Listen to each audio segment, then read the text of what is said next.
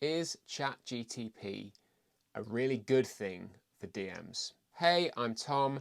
I am a dungeon master and game player and creativity advocate. Recently, I have been looking at ways to speed up my DM prep as I get ready for my Dungeons and Dragons games. Before we dive into this practical session on using the tools that are at our disposal to help us with our DM prep, I would like to say that firstly, I am not a die-hard rules fanatic with D&D.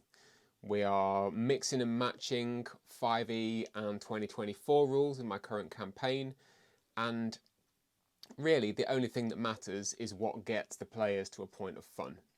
My perspective and everything that I share in this video is purely my take on D&D, tabletop role-playing as a hobby, and what it takes to get a collaborative session going around the table, because really, that's what it's all about. A few months ago, I started taking my prep seriously.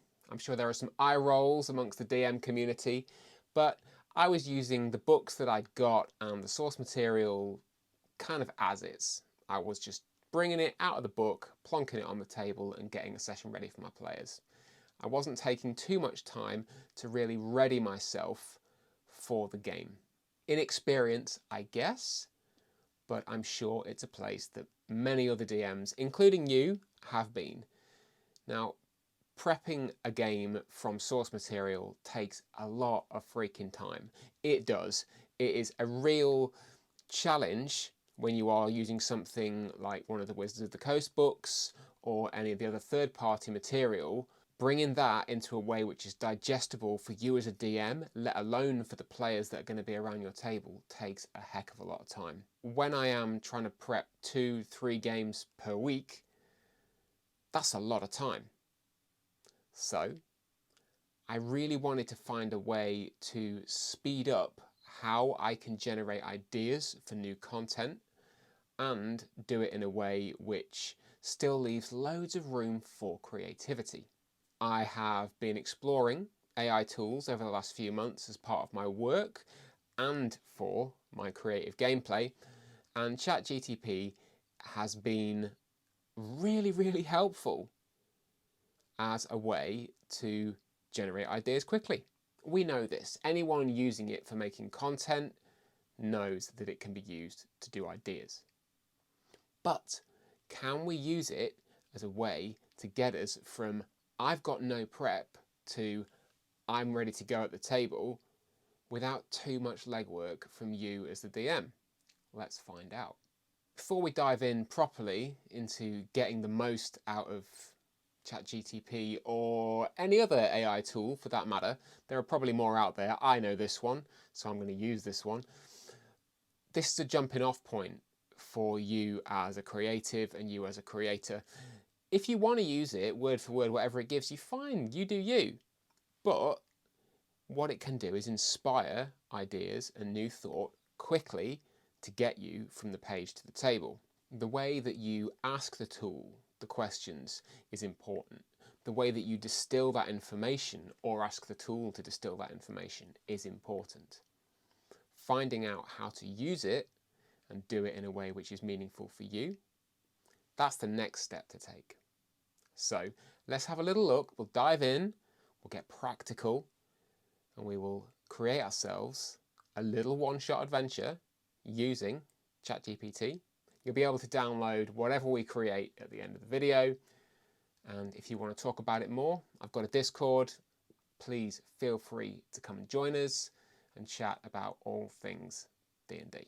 When I started thinking about asking Chat what I wanted from a game, I wanted to make sure that I was being specific enough so that it would give me something of structure, but not so prescriptive that it would give me something I probably could have cooked up in my own time, but taken a bit longer to do it. So the things that I am asking it for are what I want, whether it is a one-shot adventure, whether it is a list of shops and their materials, whether it is an NPC list of things that I can just rattle off in the middle of a game if I need to as a random encounter. I'm being specific about what I want from the tool. The next thing is who this is for, right? Because that is also really, really important. If you are creating it for yourself as a DM, brilliant, go for it. But put your players at the heart of the request. I asked it recently, please create me a one-shot for brand new players and DMs who have never played D&D before. I was really specific about the person who was coming to the table and what they might expect from a game. I also spec'd in the location. Let's put it in Neverwinter. We know Neverwinter. If you've heard about D&D before, you probably know that Neverwinter is a location within the game world. When it comes to NPCs, I suggested that there may be one or more non-combative characters who could be encountered, but also that there could be 1 to 2 combat encounters if the players wanted to take them. This little scope gave me just enough to plant a request and get something back. Let's dive in and really start to create something. So I'm going to use ChatGPT to help me make a one-shot adventure for D&D. These are basic prompts that I'm going to give it to shape up a scenario, and then we're going to expand on the scenario based on what it gives us. Now, I would always suggest take what it gives you, get it into a Google Doc, add your own notes, and really make it your own. But as a jumping off point, let's get started. Write a one-shot adventure that can be played in around 2 hours for players and dungeon masters who are brand new to Dungeons & Dragons. Okay, now what we're going to do is we're going to give it a location, and we are going to give it a bit of a quest direction. I'm going to set this in Ravenloft because I love the haunted house stuff, and I'm going to ask it to create a mystery game for me. Set the adventure in the haunted lands of Ravenloft, creating a mysterious quest for the players. So we've got a what and a who and a where, and then another what. So we're going to chuck in some NPC prompts because we want it to give us people to talk to, and we're going to give it a request for 1 or 2 encounters that could be combat related because, you know, we like a bit of combat now and again. Might even ask it to give us a bit of a puzzle too and see what it comes back with. Write for 2 to 3 NPCs the players can meet, add a combat encounter and a puzzle for the players to solve. The total prompt we're going to use is write a one-shot adventure that can be played in around 2 hours for players and dungeon masters who are brand new to Dungeons & Dragons. Set the adventure in the haunted lands of Ravenloft, creating a mysterious quest for the players. Write 2 to 3 NPCs the players can meet, add a combat encounter and a puzzle for the players to solve. Let's see what that gives us.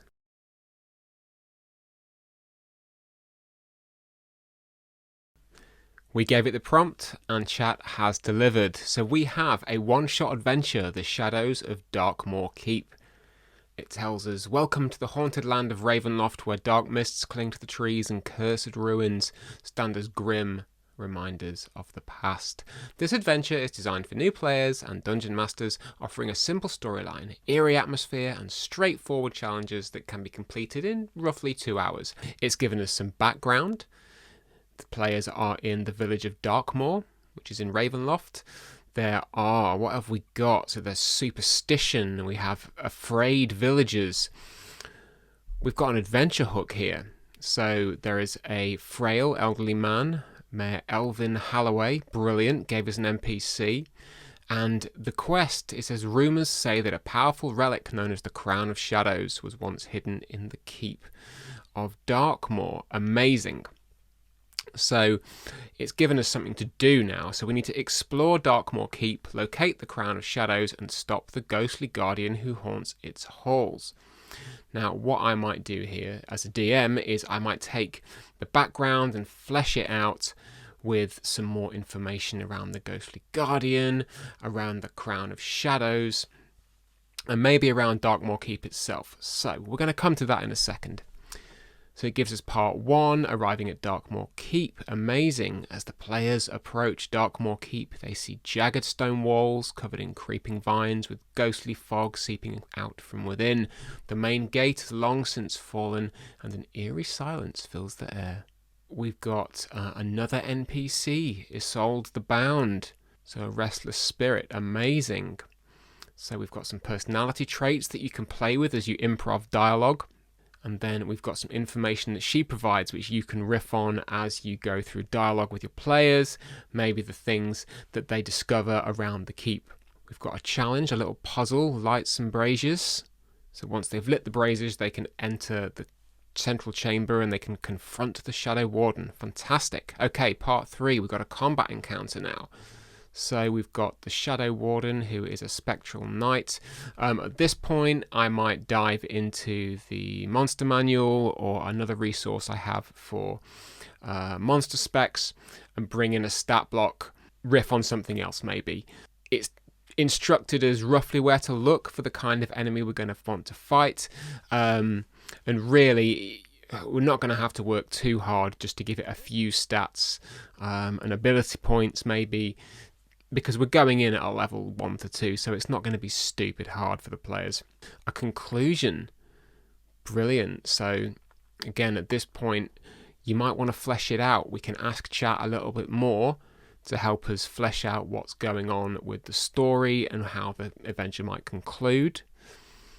And then we are into our NPCs. Amazing. So we've got some fleshed out information for Mayor Elvin. And we've got an optional NPC as well. So we've got Mila the Raven. What else have we got? So we've got some rewards for the players if you want to add that into your story. And we've got a little epilogue section as well, which is a nice round out to the adventure that it's given us. I want some more information to help me put this together. So what I'm going to do now is I am going to ask it for some background information on Darkmoor Keep, on the Crown of Shadows that it's decided we're going to collect. So let's ask it about the keep first off. Now when I start doing this, we might want to look at things that players can see, hear or smell, stuff that might have gone on or be going on in the location, and maybe what the location is known for.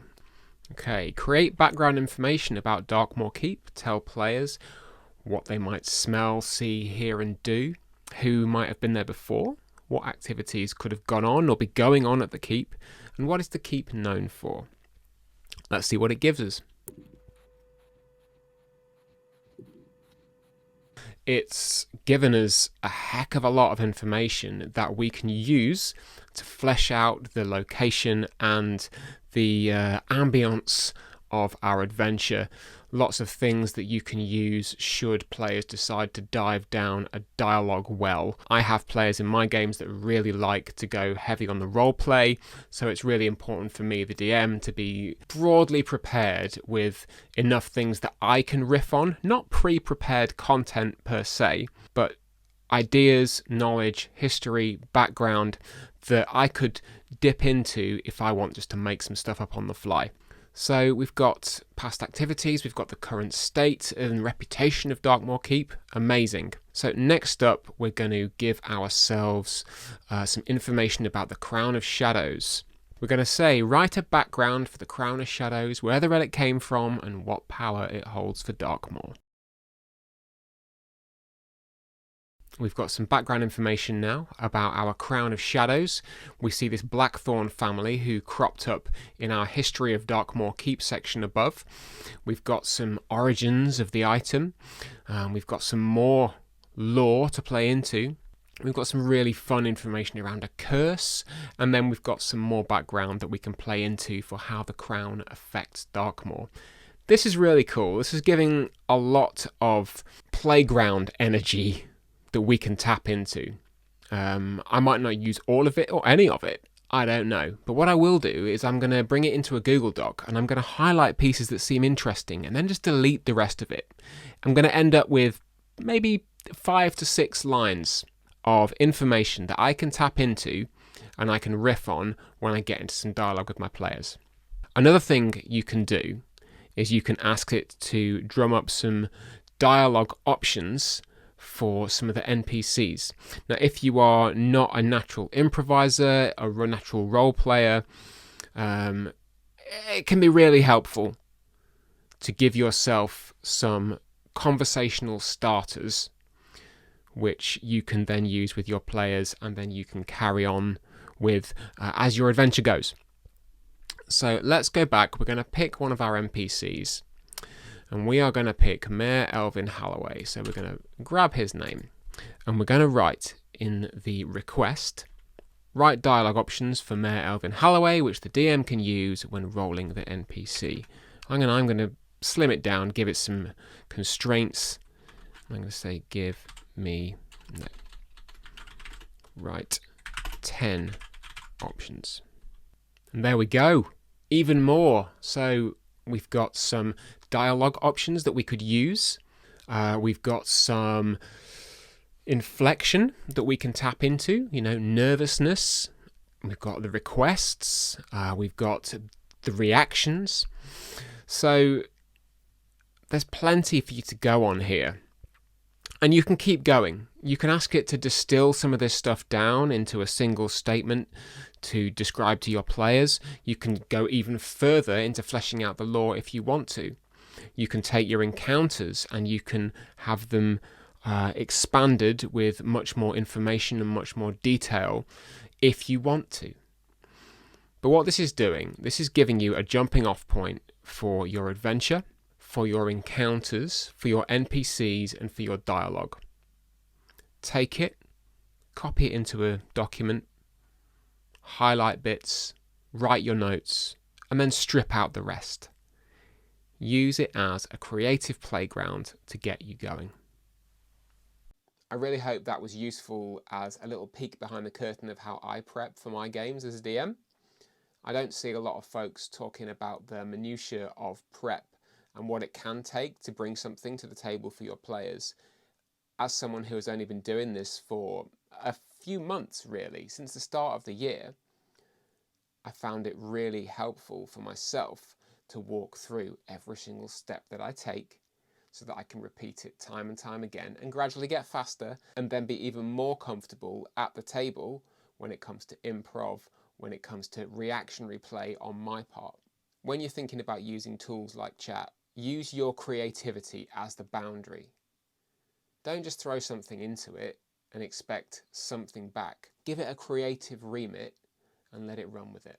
Use the tool to expand on the things it gives you and then be specific about what you want it to distill down into the parts that you can read to your players, or the plot hooks, or the quest lines, or the encounters.